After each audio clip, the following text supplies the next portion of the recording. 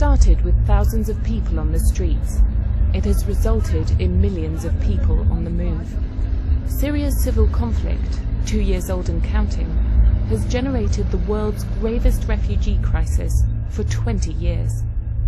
The numbers tell part of the story. Since the war started, UNHCR has identified an estimated 2 million people who now need protection and assistance as a result of the violence in Syria. Almost 500,000 are currently in Jordan, 600,000 are in Lebanon, 400,000 are in Turkey, and roughly 250,000 are in Iraq and Egypt. The Zaatari camp, which opened a year ago with room for 60,000 people, now has 144,279 living in it. It costs $500,000 a day to run, and every day relies on 350 tankers trucking in water and another 300 removing sewage.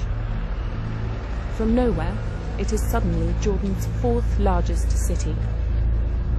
UNHCR estimate that by the end of 2013, the number of Syrian refugees in Lebanon will reach 1 million, making up 20% of the country's current population.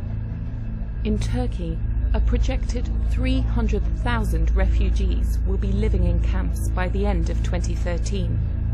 This will almost certainly destabilize the border region. But staggering though these numbers are, they represent only half the story. The vast majority of displaced Syrians do not live in camps, but in towns, villages and cities, sheltered by relatives or friends. Many fleeing the violence haven't even made it across the border. They are part of an internally displaced population, estimated at 4.25 million.